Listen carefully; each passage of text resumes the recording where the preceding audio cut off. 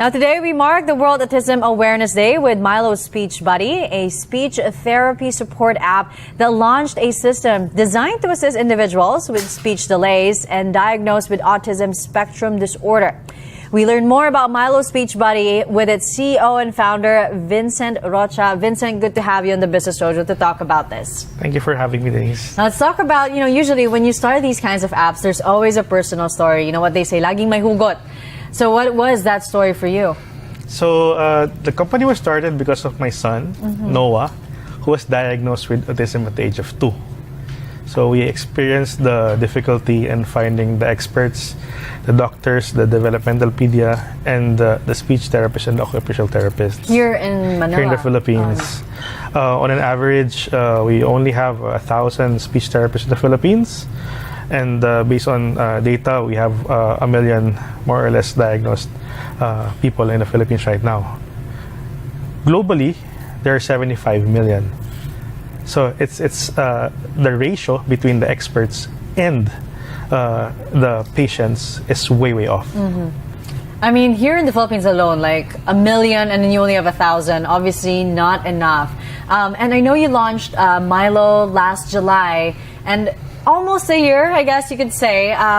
Were there any success stories that were shared to you with how the app has helped parents, therapists, people who were diagnosed with this? Yes. First and foremost, we are already downloaded 18,000 times with very minimal marketing spend. We also receive quite a number of stories coming from the parents themselves. There's one story, for example, one child, nonverbal, used the app for a couple of days, and in 2 days' time, they were able to produce words already. This mom doesn't have the capacity to pay speech therapists, which is one of the most important interventions for children with autism and speech delay. They are the gold standard for interventions for children, speech therapy and occupational therapy. So with the use of Milo, they were able to grow and develop their speech at home with the parents as an activity. Let's do comparing the price points. How much usually is like a speech therapist for occupational therapists, and how much is Milo offering? Of course, it's definitely not the same service, but it could help the process for those like that mom who couldn't afford having and hiring their own speech therapist. So their price range from around 700 to 1,700 pesos per hour. But then again, it's a gold standard for the therapy sessions. Milo, on the other hand, is around 1,000 pesos per month, unlimited use of the app itself. But we always say to the users that Milo is only a follow-through before and after the therapy sessions. So it aims to augment the therapy sessions for the kids. And I mean, the app uses gamified activities. I looked it up. Can you elaborate how these activities were designed, how the app was really designed to be not only engaging, but also for children with autism? It's not just for the parents, but for the children. Yes. So it works both ways, for the parents and for the kids. It is an activity for them. For example, there's a video that teaches kids like wave. So the parents would watch with that app and tell to their child, anak, wave. It uses video modeling. So meaning the parent has to enunciate, the parent has to repeat, and the parent has to do it with the child. So most of the time, what happens is that because of the modeling, the child can mimic or repeat after the parents. So by doing it as an activity daily, it technically trains the child and the parent on how to interact. And how do you develop these activities, the kind of curriculum for the before and after, the follow-through of, all of these lessons? Who did you consult? Tell us more about the R&D for this. So we're working closely together with, initially, we started with our doctors, with my son's doctors and speech therapists.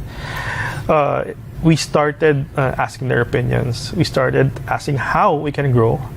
But it's very hard for a startup, especially with limited funding. We're happy right now because there are already angels that has helped us up. Yeah. So one of our main goals right now is to get support and as much assistance from more speech therapists to let them use their expertise to improve Mylo Speech Buddy. So that's our goal right now. So with the help from our angels currently, I think within the next few months we can develop more content. We can develop more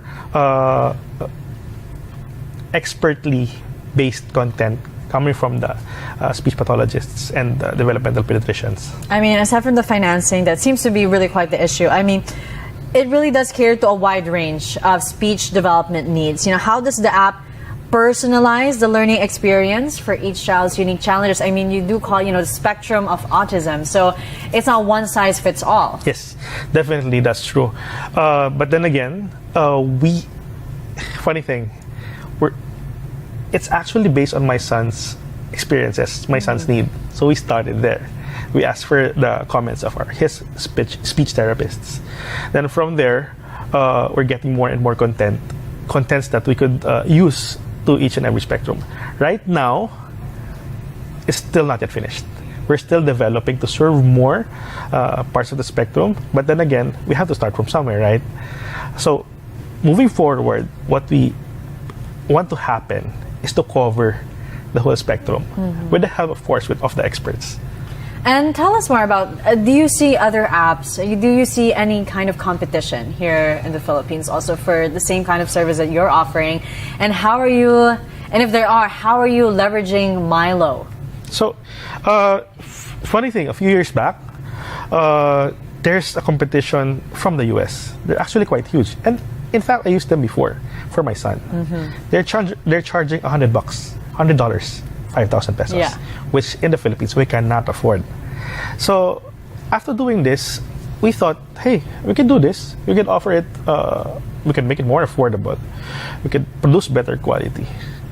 So, and our competition has been there since 2009. Yeah.